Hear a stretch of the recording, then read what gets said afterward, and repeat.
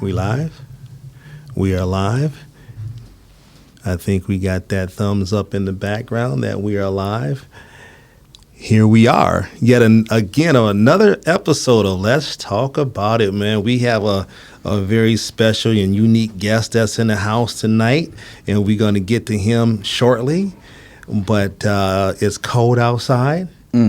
It's going to get a little bit colder over the next couple of days. Tomorrow is supposed to be fairly decent. However, people, please pay attention because we're supposed to kind of get some freezing drizzle.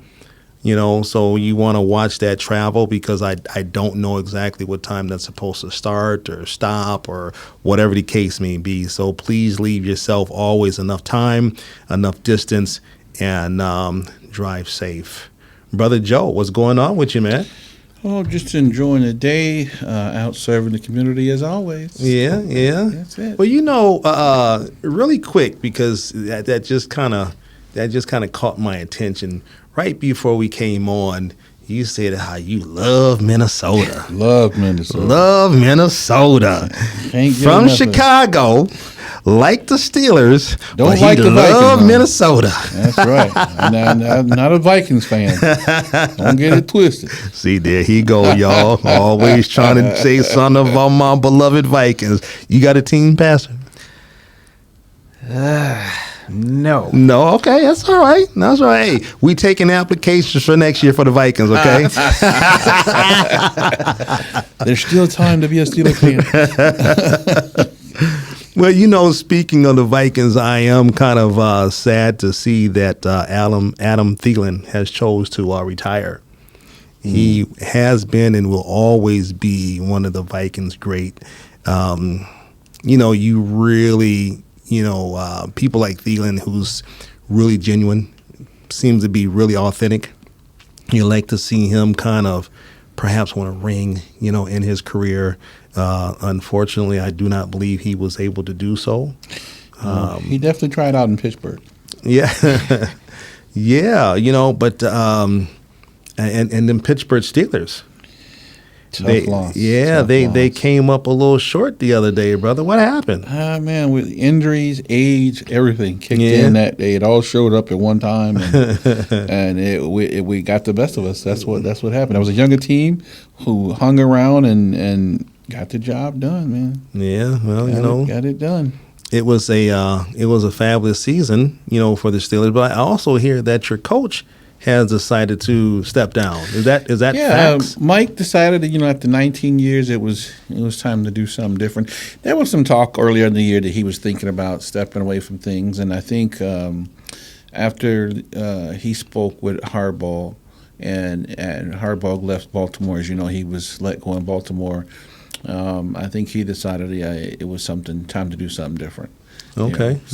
Yeah. Well, he's had a very luxurious career himself. 19 years, several AFC North championships, 1 Super Bowl win, and 2 Super Bowl appearances. So he's never had a losing season in all 19 years, and so we thankful for Mike and doing what he did. And he's our 4th coach in 20-some years, so since the 70s, right. 69. Go ahead and say it. Yeah. So, I see it in his eyes. He's like, what does Minnesota had? No, I mean, you know, we're champions all the time, every year, and so we're going to go back, regroup, and be ready for next year. That's what we do. Absolutely. Well, you know, it's, you know, still the playoff time for football, but, you know, basketball is well in the swing of things, and they're coming around to the half mark, I guess. What do you call it? The where they kind of have all the, like, you know, All-Star game. All-Star game. Yes, they're coming around to that pretty soon here. The Timberwolves, man, I'm really happy with where they're at. You know, sitting in the 4th seed right now with 27-14. They looked pretty good yesterday. I mean, they had the young bucks out there running the floor. You know, they got some injuries and things like that. A few folks on suspension and that, but they got the job done. They got the win in. So absolutely. Well, man, you know, we're going to be having a conversation with Reverend Troy Wilson today. All the way from the other side of the water.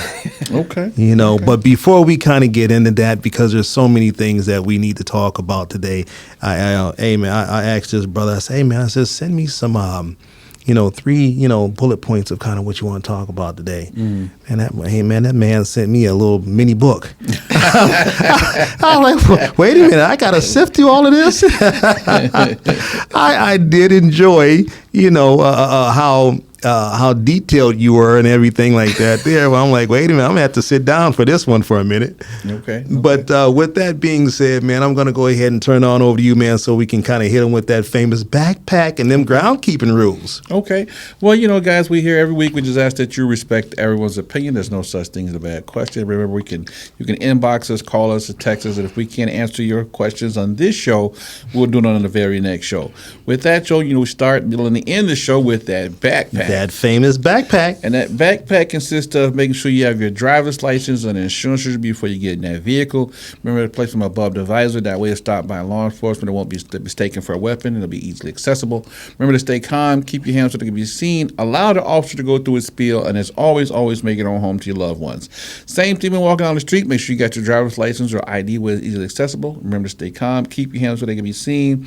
Allow the officer to go through his spiel. And as always, make it on home to your loved ones. Absolutely. And, guys, with ICE out here, make sure that at least you have your passport or driver's license really, really available.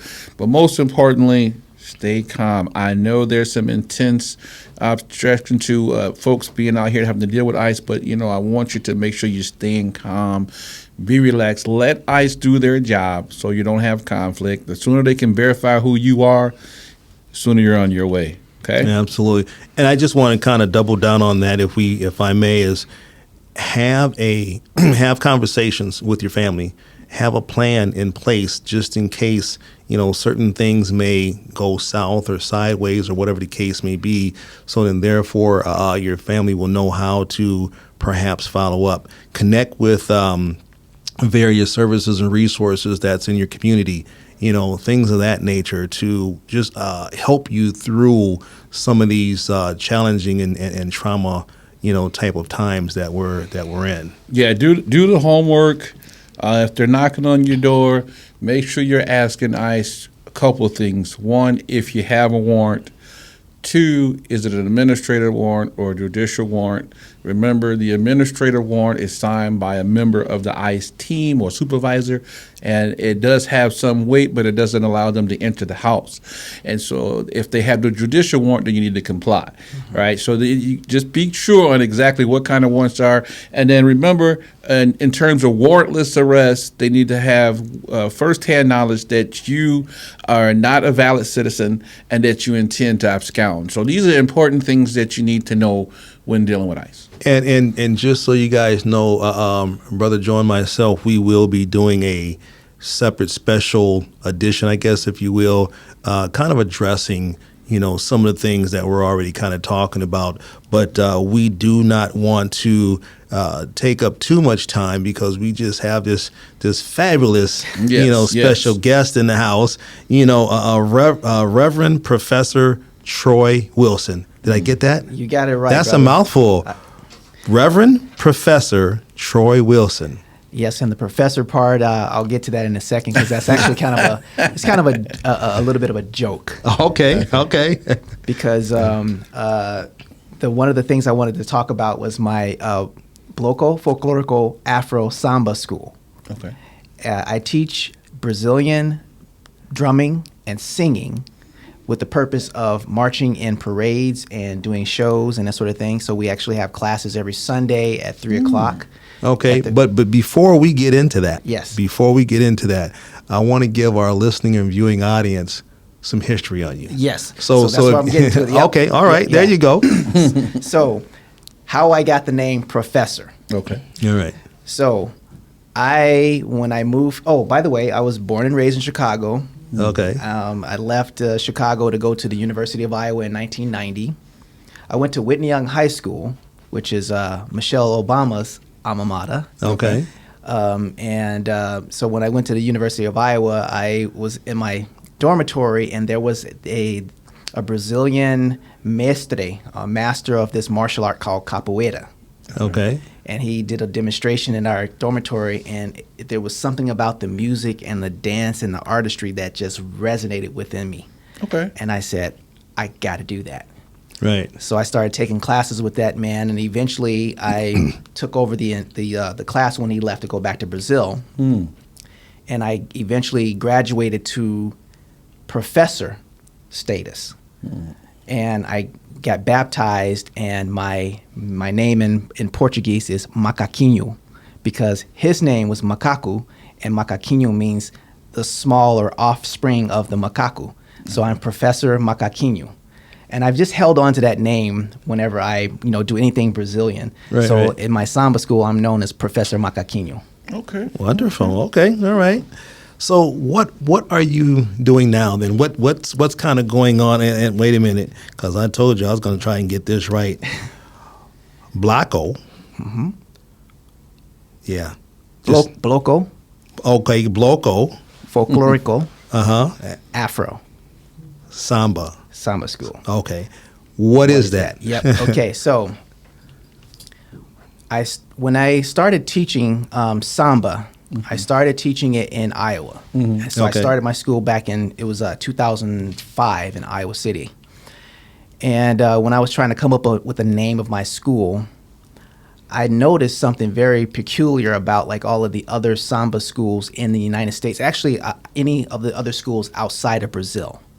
And that was that these schools only taught drumming. Okay.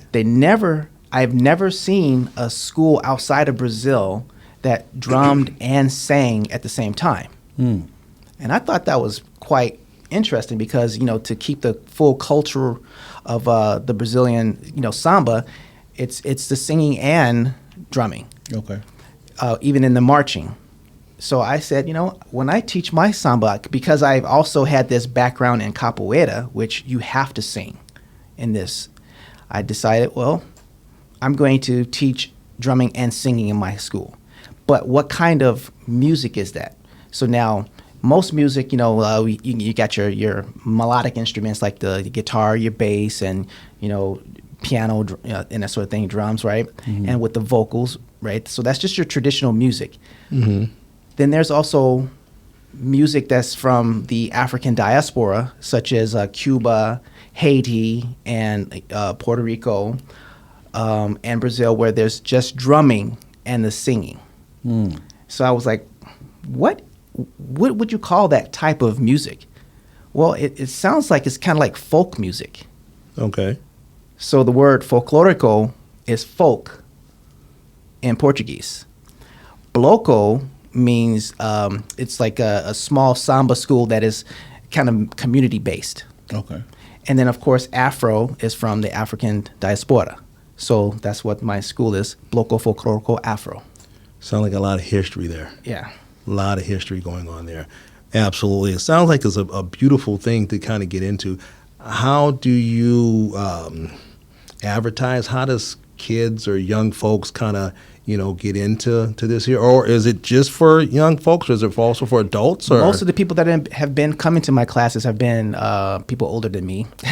Okay. But I've actually... Older than 21, right? Yeah, older than 21, yeah. But I orient my class so that no matter what your skill set, what your age level is, we actually have a method for getting people immersed into how to play samba and how to sing. So I actually have the youngest kid that was in my class was like 6 years old. Oh. So we got anywhere from 6 all the way to 76. Okay. Yeah. All right. Number of students about right now? We got. So right now, COVID hit us pretty bad. Yeah. I before COVID, I had 30 students. Okay. Now I'm rebuilding. We've got about like 10 students that come regularly. Okay. And so, we are definitely advertising and getting some people, people in, because we are gearing up for the Caribbean Festival this year. Because every year we march in the Caribbean Festival. Okay. Okay. So if someone wanted to get a hold to you and learning about that, or perhaps coming and, seeing what's about, possibly joining, whatever the case may be, how would they contact you? So for now, just text me. Give my phone number, and then if you're interested in that, just text BFA with your email address, and I'll send you the instructions on how to get there. So you gonna get what's your number? Yeah. I'm gonna go ahead and give it out then. 319-541-6318. Say that one more time. 319-541-6318. And just text your email address and BFA for BFA Samba. Okay. All right. Then you was also involved in more. I'm telling you, you're going to have to help me with this. CAYA Academy Study of Technology. Yes. Okay. Okay. So now what this is. So I was trained at this organization called Applied Scholastics in Spanish Lake, Missouri. Okay. But let's back up on the history on this, okay? So when I was in college, I've always thought of myself as just someone who's like, really smart. I could just, because like all throughout my grade school, and I was the valedictorian in my 8th grade class. I went to Whitney Young High School, and I just always considered myself to be just, smart guy. Okay. But when I got to college, it kicked my butt. Okay. And I couldn't understand what was going on. I eventually ran across this book called Basic Study Manual by L. Ron Hubbard. And I read that book, and it talks about this technology called study technology, and it teaches you how to study. And I realized, wait a minute, no one has ever really taught me how to study. What passes for study usually are just kind of like memorization techniques. Okay, so here's my 2-minute spiel, right? Okay. If I was in the elevator and I would say, okay, well, study technology is this, right? You're not really taught how to learn or how to study. So I'm going to give you a test, right? What is your name? Anthijuan. Good, you passed that test. Now, why did you pass that test?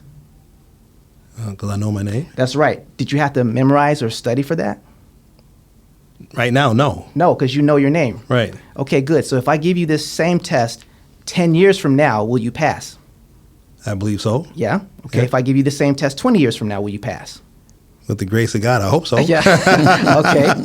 So now, with that same mindset, think about some of the classes that you took in college. If I were to give you a test right now that you took back then, without you preparing for it or anything, how well do you think you would do on it? Yeah, that would depend on what course. So you see Right, what I'm saying? absolutely. That's because back then you were studying to pass the test. You weren't studying to know the knowledge.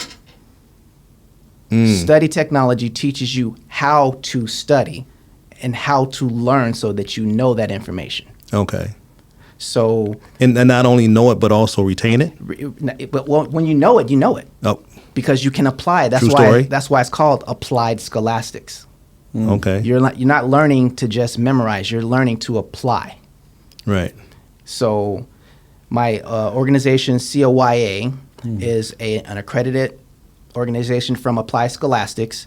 And I got to choose my name again because I'm a very, colorful guy when it comes to choosing names, right? So Sia is the Kemetic deity of wisdom. Okay. Okay. And YA is a West African Yoruban word which means to apply. So the name of my school is To Apply Wisdom. Okay. That's what's up. Yeah. That's what's up. Well, I know as we're kind of talking a little bit about education, right? And then, this is a little bit different, right, than kind of what you're teaching. But you also have some knowledge because we were kind of talking offset a little bit. And you were talking about the READ Act. Yeah. And you were talking about come 2027, this READ Act, and I'll let you kind of explain what that is going to be placed back in schools. Can you kind of elaborate on that a little bit, please? So the pain point, right? Whenever you're trying to sell something, you always talk about like how bad something is, and you need to fix this thing, right? So right now, if you just Google this, you'll see that 56% of Americans, all across the board, are reading at a 6th grade or below level. Mm-hmm. That's a problem. That's a huge problem. That's a huge problem because what that is saying is that the majority of people that you run across in just in day-to-day life, they understand written material at a 6th grade level or below. So, and that's just not for youth. That's just for everyone. everybody. Yeah. We're talking adults, even college graduates are reading at a 6th grade or below level. I know that's mind-boggling. Yeah, I'm sitting up here trying to, do some math. I'm sitting up here trying. I don't know what's floating on over here, but how? I mean, how does that happen? I mean, I would like to think that I could read a little bit better than a 6th grader, but now you got me thinking. Well, I think the academics have changed for one. I mean, people don't spend time reading. Yeah. They've lost the mindset of it's a good thing to read and expand one's vocabulary, so they're looking at videos more and they're social media and things of that nature that doesn't necessarily expand the vocabulary. Mm-hmm. So this data then that you have or that's been shown or whatever the case may be, is this data within like the last 5 years, the last 10 years? No, they've been studying this for at least I'm going to say at least 40 years, because the shift came in the the early 70s, when a certain methodology of teaching how to read was enacted. Old school phonics was thrown away. Mm-hmm. So kids weren't even taught phonics in school. Right. And phonics is the method of learning how to read a word by breaking words down into the syllables and understanding what the words mean.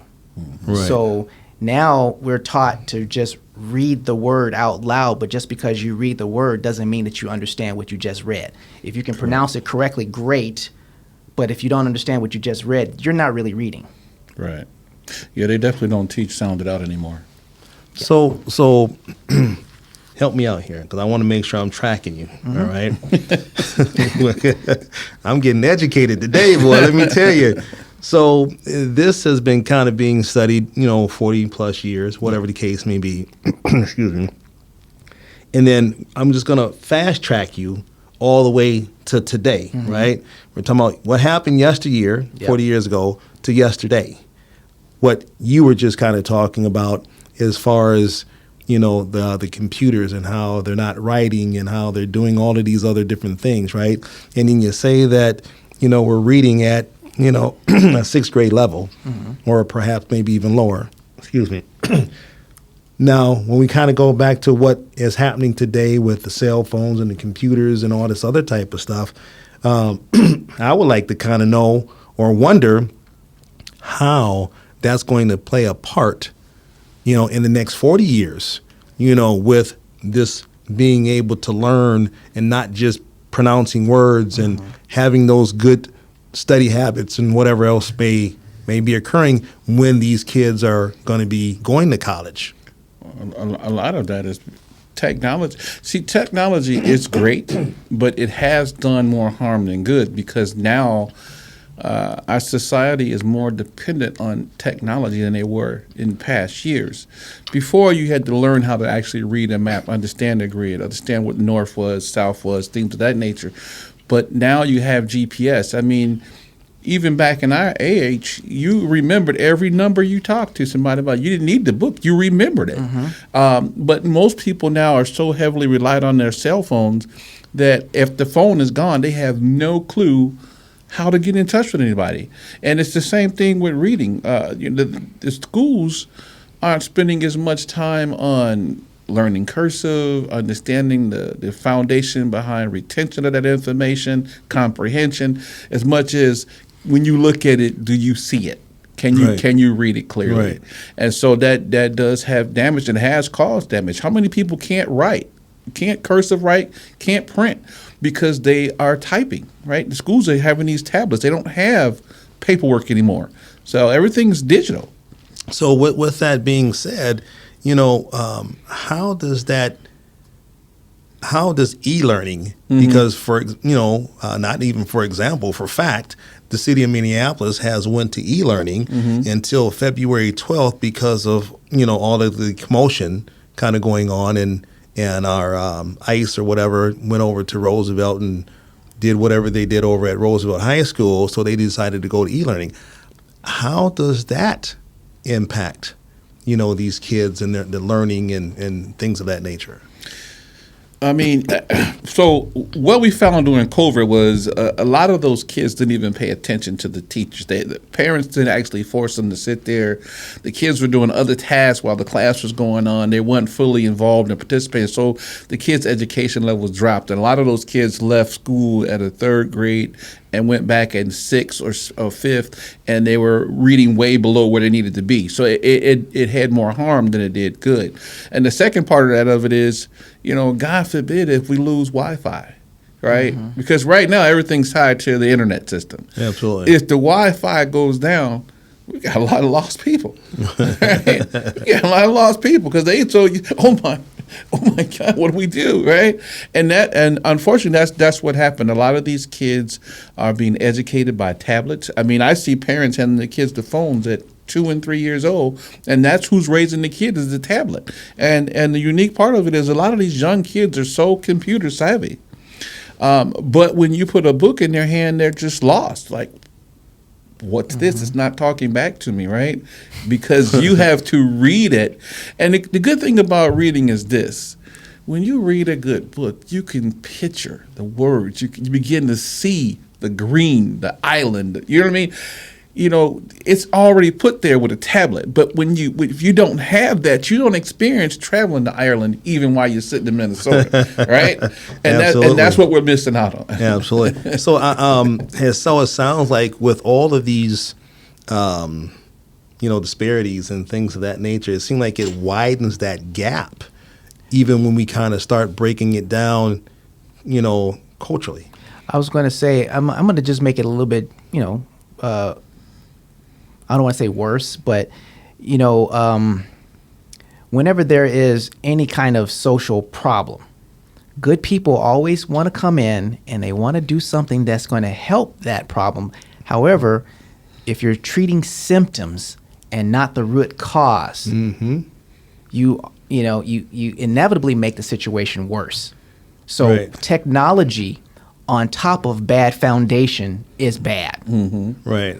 So I can imagine a world where our children are actually able to read books and comprehend, right? And having technology, they probably would not be so dependent on it. Yeah, I think you can see it in today's world right now.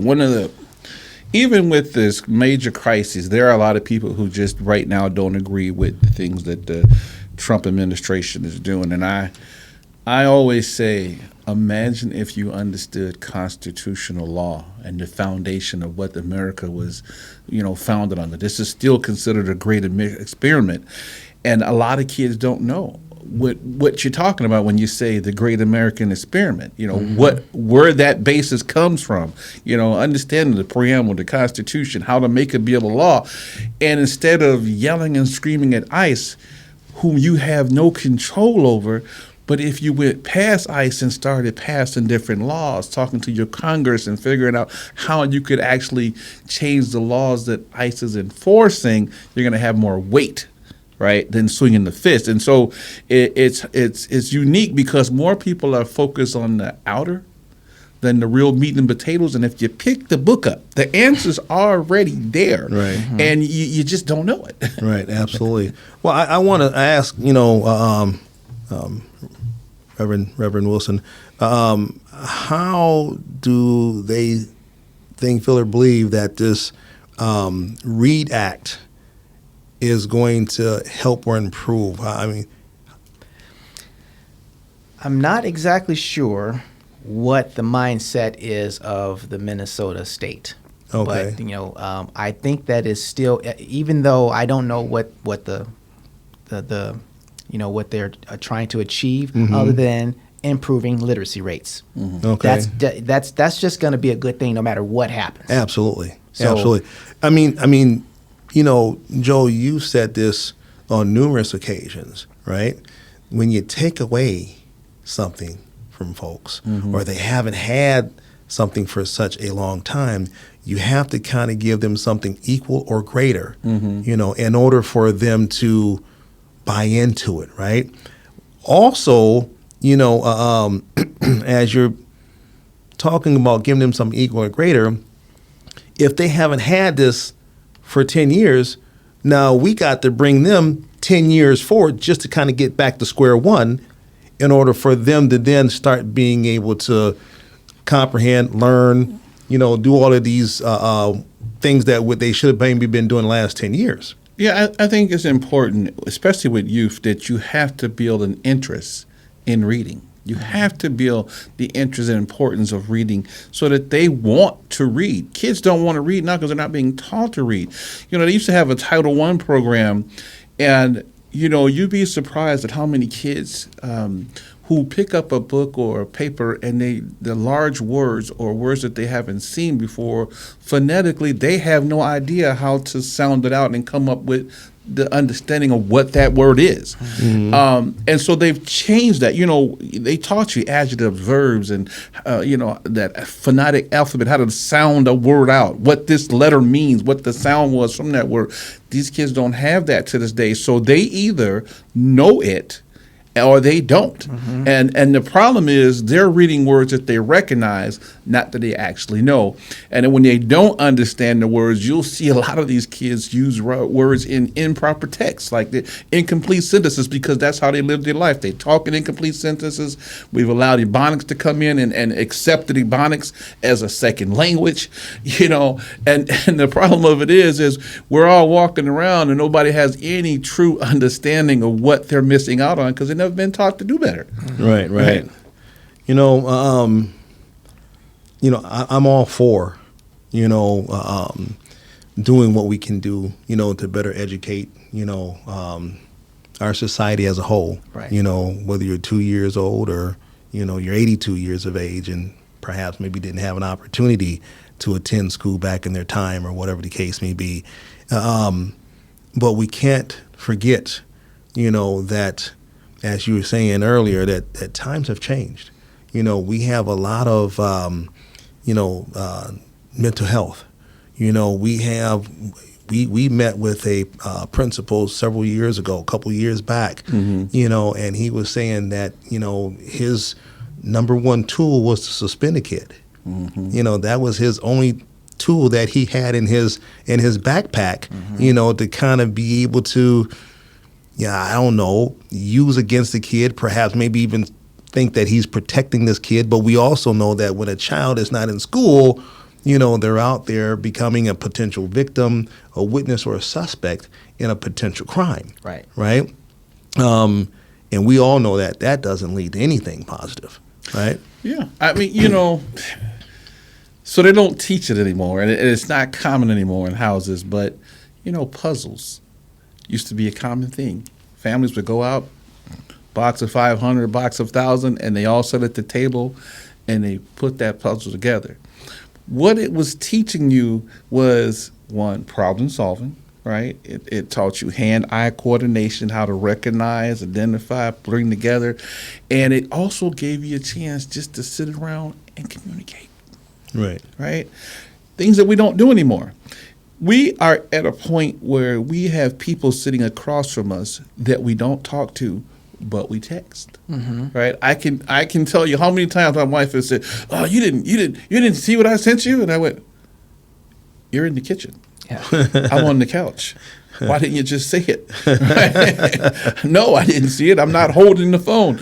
But that is the life that we live in, right? Where people are not even communicating with each other.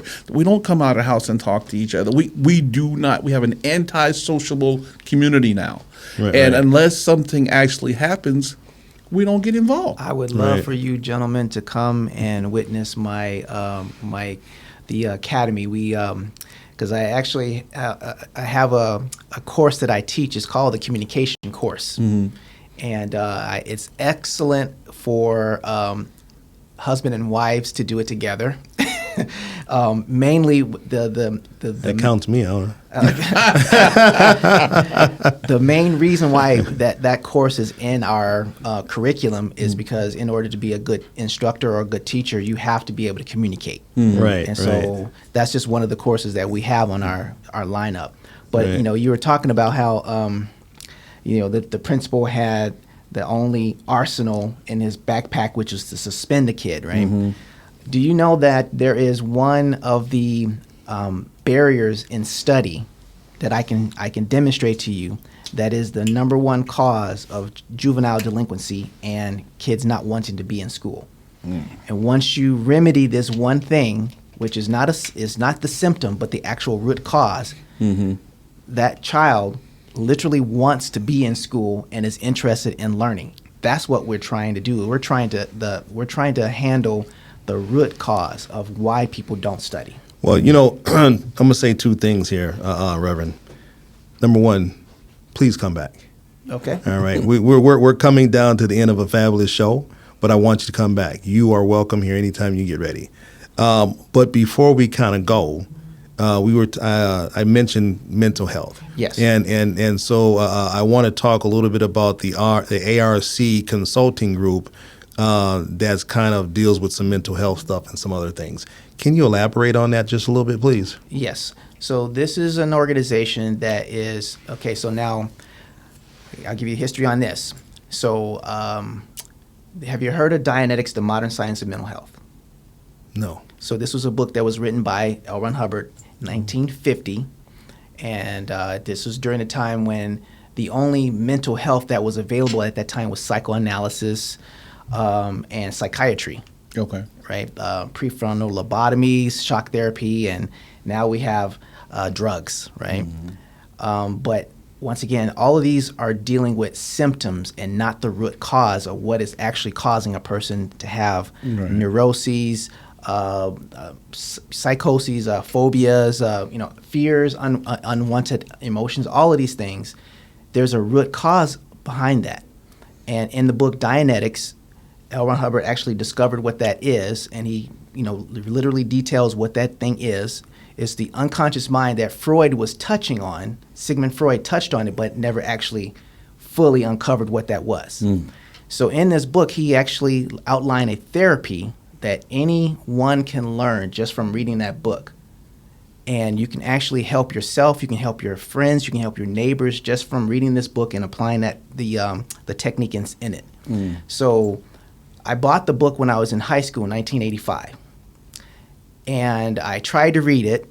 I got through the first 3 chapters, and I put it down because guess what? I did not know how to study. So when I got to college, 1992, I finally found the book again. And this time, a gentleman explained to me that you went past words you didn't understand. So you make sure that you look up your words in the dictionary and that sort of thing. So I did that. I read the book in 5 days, cover to cover. And I went, this can't be real. This makes sense, but this can't be real. So I got my best friend. I had him sit down. I said, close your eyes. And I actually did the technique with him. He remembered this really traumatic experience that he had when he was 5 years old. And I'm not believing what's happening right in front of me. And he went through that incident, and his head, he had a headache, and it turned on and turned off. And he opened his eyes, and he says, what did you just do to me? I said, I don't know, but that was effing cool.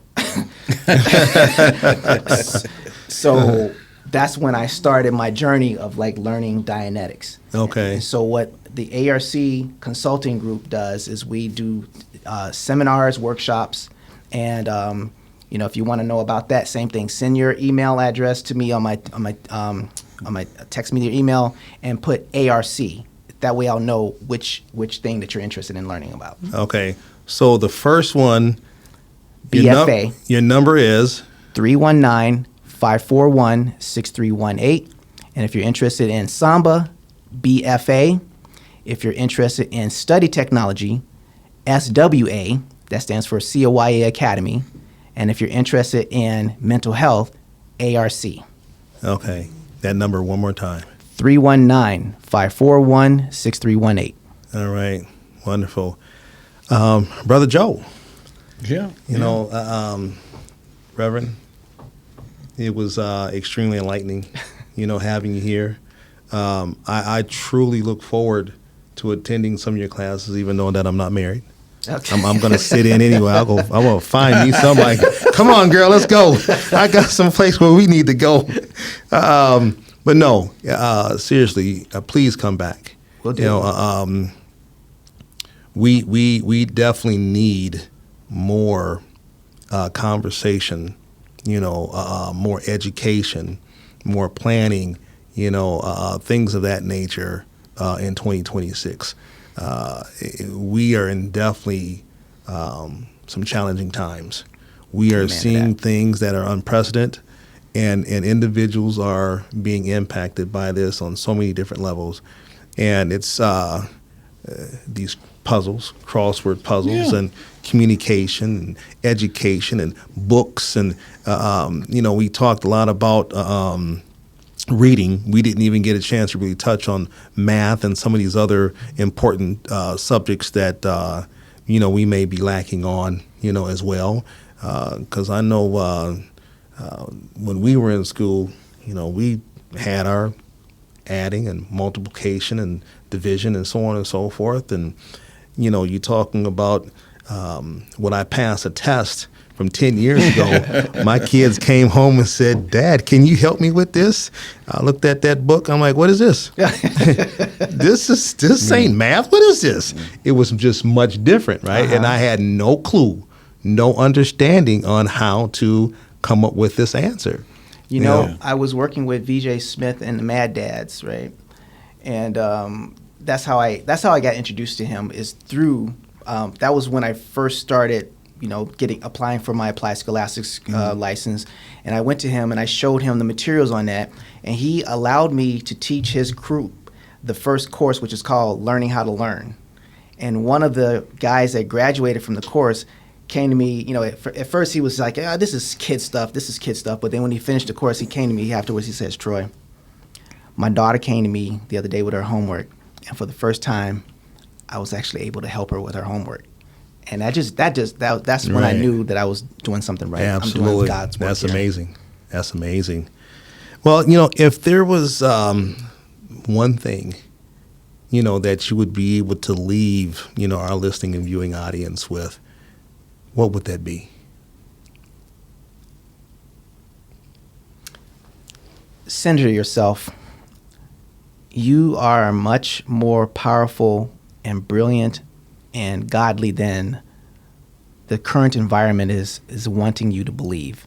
Just continue to believe in yourself.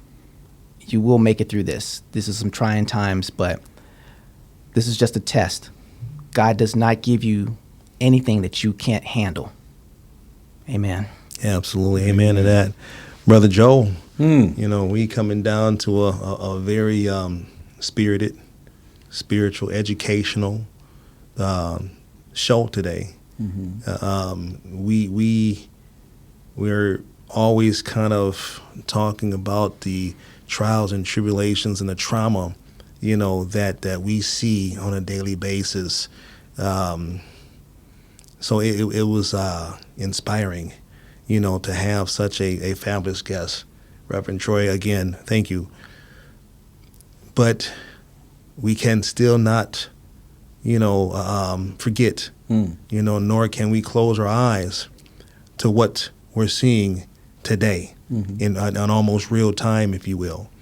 And it's been quite challenging that within the last week, I've seen a young lady make a bad decision, and she physically tried to intervene in a active situation with ICE, and she got struck, and her upper lip is not doing so well right now, and I'm not saying that lightly or in a joking manner, because she got popped pretty good, you know, and I'm certain that what she was seeing at that time and what she was going through was already traumatizing enough. But to get struck the way that she got struck, I'm sure, you know, she became, you know, a victim twice, if you will, and was traumatized even more, right? I've seen a young lady, a Hispanic young lady, leave one of the banks that I was at, make it to the corner, and got scooped up, you know. So these are some of the things that, you know, we will continue to address. You seeking election for Hennepin County Sheriff. This is a very pivotal year, very pivotal time. I know that we continue to kind of talk about this, and it seems sometimes like we're, beating that same dead horse with that same old broom, but it just seems as if perhaps that dead horse ain't so dead. It keeps kind of rearing its ugly head. So what is it that you would leave, to our listening and viewing audience and also others, in regards to what's kind of happening today and kind of what you plan to do being in that seat of Hennepin County Sheriff? Martin Luther King had a speech called the Blueprint Speech. It was definitely about understanding that we need to have a plan, right? We have a lot of great activists with beautiful intentions. But after the call of action, we must have a plan. That plan requires that not only that we identify the problem, that we also identify a solution, right? And so I intend to bring the proper people to the table to organize and identify what the problem is, but I absolutely refuse to leave that table without a fix. And so, just like the professor said, it does get to the root cause, because before I can fix it, I have to go back to where it began. And then once it's fixed, can we move forward? Because that is the problem. We've been putting patches on everywhere. And those patches are falling off, and that's why it seems to be chaotic behavior. It's not chaotic behavior. If you go back into 1966, you will see some of the same scenes of people being arrested, deported, beat. It's eerily how when you look at it and you go, wow, man, that looks like today, right? Some of the same slogans. But the problem is that we're moving without a plan. These folks who are out here demonstrating have great intentions, but no plan. After you get out here and you draw the attention, because that's what civil rights movement was all about. It was about drawing attention to the injustices. But what King took it one step further was he had a plan. So when they finally gave him the time and said, hey, what do you expect us to do about these issues? He pulled out his book and said, if you look here, we've already got it mapped out. Here's how we're going to, these rights, that right. This is how it's going to work. And the president had to respect the fact, because not only did he have a plan, but he also had a solution to carry it out. And that's what we lack today. And so that's what I intend to bring to Hennepin County, is a solution. Right. A good solution on how we can fix this problem, because I definitely got a plan. Absolutely. Well, I think CCX got a plan too. He just came in there and said, I'm about to turn off the lights. We cannot leave, without, just giving gratitude, to CCX Create. These guys here have just been absolutely wonderful. I'm glad, that I had remembered, this entity and the things that they have been doing for such a long time. And when I was a guest myself, on other shows, and what they were doing back then, and basically it's just been kind of carrying on. So again, thank you, CCX Create. It's just been wonderful. Again, come on down on our show, let's talk about it. But again, CCX Create is always looking for, new creative shows, so come on down, talk to them. Perhaps you can kind of start your own show. But either way, they can't do this, for free. If you got, 10 cents, $1, $1.10, whatever it is, every penny helps, right? Click that donation button. I'm sure that they ain't going to send it back to you. No, I'm just playing. But yeah, it's just been absolutely wonderful. So again, thank you. Brother Joe, we are down to the end of another fabulous show. I'm going to go ahead and turn it on over to you so we can go ahead and close this on out before they turn out the lights. All right. As I always say, knowledge is power, folks. Knowledge Absolutely. is power, right? So get that wisdom, but most importantly, get an understanding. All right. With that being said, we end every show with the backpack. That start, middle, and end with that And famous I'm gonna- backpack, I'm gonna baby. hit you with that backpack. The backpack consists of making sure you have your driver's license and insurance before you get in that vehicle. Remember to place them above the visor. That way they're easily accessible if stopped by law enforcement. They won't be mistaken for a weapon. Remember to stay calm. Keep your hands where they can be seen. Allow the officer to go through his spiel. And as always, always make it home to your loved ones. For you folks that don't understand what it means, letting the officer go through his spiel, that means allow him to tell you his reason for having contact with you, and so that you have a clear understanding of what's going on. All right. Same thing when walking down the street. Make sure you got your driver's license or ID where it's easily accessible. Remember to stay calm. Keep your hands where they can be seen. Allow the officer to go through his spiel. And as always, always, always make it on home to your loved ones. Remember to have your passport or some kind of identification that you can clearly identify yourself to these agents that are out here and about in the community. Stay calm. Stay calm. Stay calm. And let them identify who you are and go on home. If there's a reason why you can't be identified, simply tell someone that you're by your information so that someone can find out where you're located at and they can get information to your family. The key is always to go home safely. Absolutely. With that being said, appreciate you for coming out, Professor. I had a great time, Indeed. wonderful conversation. Remember, guys, if you see something, say something, check on your neighbors. Have those conversations with your friends and family. Yes, sir. My name's Joe Banks, And I'm Anthijuan Beeks. and we just talked about it. Peace. Peace.